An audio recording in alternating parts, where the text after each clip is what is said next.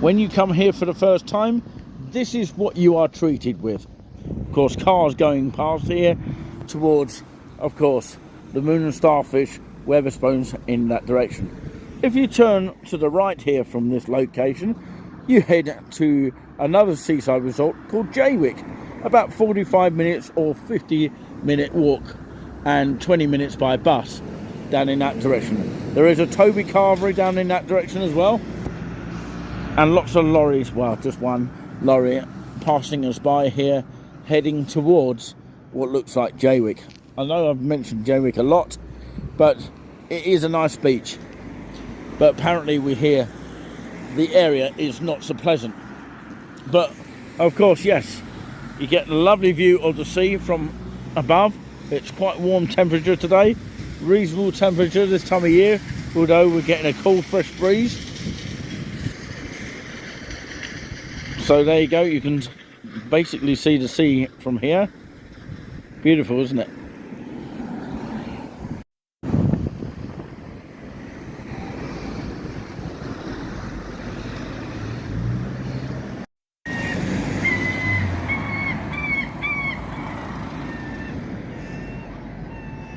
Getting ready for our 3 p.m. check-in time, because we're not allowed to come in early for the check-in before 3 p.m. due to, of course, the staff member saying, of course, we had to pay an extra £10, even though it was 15 minutes before 3 p.m. This is the cup of tea here. I think Julian spilt a bit of there. Typical. These are all the knife and forks ready for the dinners, but we don't know the menu yet, so we don't know the arrangements of that until we find out. Of course, you get the lovely sort of picturesque view out there of Clacton Pier from here. Beautiful, isn't it? On a gorgeous day like this, you can't really grumble. So it's 6 minutes to 3 p.m. before we check in. Breakfast will be over there, and of course the bar is there, and that's where you check in, just over there if you can just about see it. So we are going to check out the room very, very shortly, but of course already as soon as you walk in the door you get sort of someone maybe not telling you the information that we need to know when you come into the actual reception area. Well, we have just arrived in room number 10 here, right at the end of the corridor. And of course, let me just go through what we have got in this room here, as we have booked a double bed here, which looks like this. I'll be sleeping on that one, and whoever will be sleeping on that. Of course, that man over there getting sort of unpacked there. But yeah, there is the view. It's a bit of a shame that the cars are parked there, so we can't really see much there. But of course, everything so far is working. What is missing down here is, which is a little bit of a shame, because there's no kind of plug socket down there. There's a plug socket down here apparently. It's actually a bath. Oh yeah, how am I going to get into that? Wow, we're going to have to work out how to get into that. It's a bath like this. No, there's a shower, look. Yeah, but you've got to step over it. Look. Good. Yeah, it's going to be hard. No, it's not. It is for some people. Tough, isn't it? Oh yeah. Or I'll have to just have a flow and wash. Well, of course, for those people who find it a struggle to get into the bath straight away, it's going to be a difficult problem. But of course, for those people that can get over the bath, then it's easy, well and done. But I'd have to put some towels on the floor so I can step out of the bath safely. But yeah, the towels are put up here, and of course nice little lighting as well on these lights here. Sorry to blind you a bit, but yeah, some people keep the lights on all night and keep the door open for ventilation. And these are the wipes for the toilets here. You can see it's a sort of low down toilet. And you've got your sink here, which is quite a small basic sink. And of course you've got your soap here, which is attached to the wall, just to stop people from stealing it. It's not complimentary, so you can't take it home. And of course you've got your white tea and Nerali kind of shower gel there, although some people might want to bring their own sort of, you know, shower gel.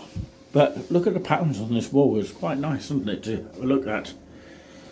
We'll find our way of stepping over into that bath at some point. It's not an accessible room, but it's very similar to the one in Bury St Edmunds. The difference is that there is no extra plug. Not that I can see anyway. There might be one over there, but I can't stretch my lead over there. But there's two sockets here.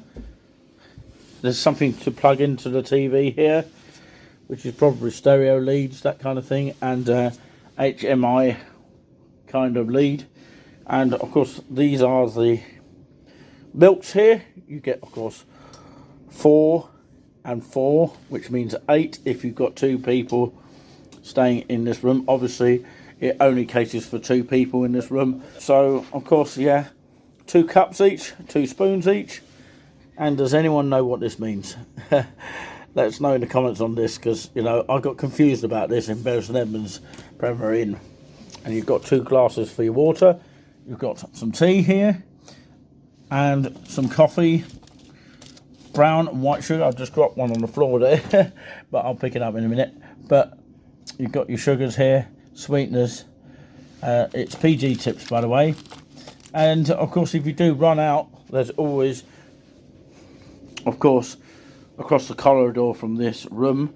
But if you're upstairs, then you go down on a lift or stairs to get to the reception to grab some more. I'm going to pick that up in just a moment. But yeah, we'll check out the TV at some stage. But of course, rest assured, this is the actual room itself. And this room, I will leave you with this. It's quite a nice height to see this, rather than bending down like some Premier Inns have. Of course, you can switch this on and off. You don't even have to have it on. But of course, we've set it at the temperature of 17 degrees. We could have it cooler. Will it work cooler? But it just goes down to 17. You can't have it cooler than that. Okay, but it goes up to the temperature of 28 degrees. We don't want that sort of temperature. We want to turn it down a bit. But of course, you can always ask on reception if you want it a little bit cooler. The paintings on the side of the wall here.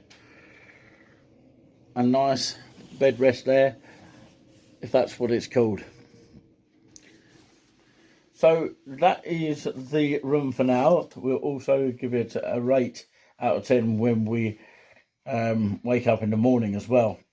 We are not going to decide to apparently stay for dinner, because it's actually a limited menu. But of course, you might want to try it if you really feel, you know, hungry or mouth-watering kind of feeling. I'm sweating like a sort of pig here, so I'm going to have a break, have a Kit Kat and a cup of tea. We won't get a Kit Kat though, but just a coffee or tea would do me. Isn't that right, Julian? There you go.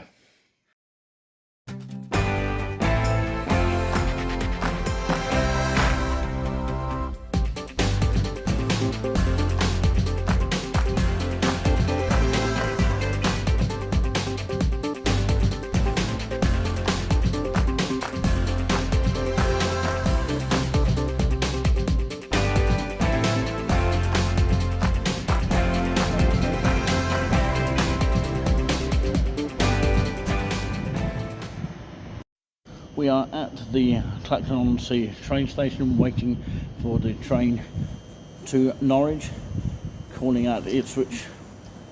Eventually, when we get to Colchester, Julian's with me, hiding around the corner somewhere, and we might get a coffee as we wait for the 2 train to Colchester, then we've got to change at Colchester to get to Norwich, and then we're on our way on our bus travel from Norwich train station.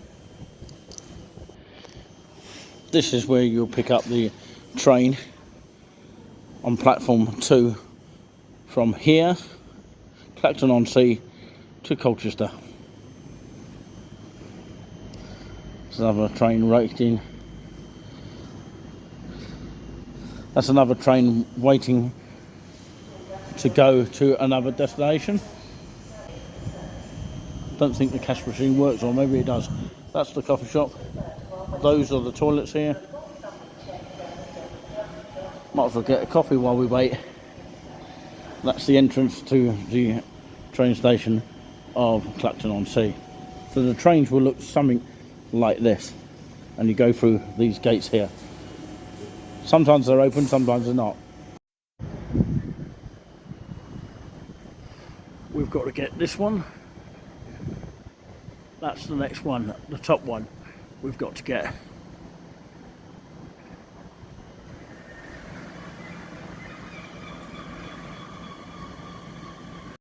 This board explains more. Those are the times when it will get to Colchester. This is the main gate here. Sometimes it's open, sometimes it's not. Of course, you've got your warning sign here.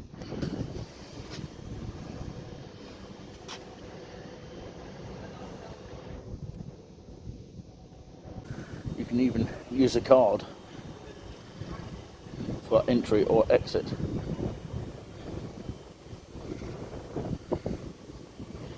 So join us a little bit later, because we're going to get our 5 minutes past 2 train to Colchester.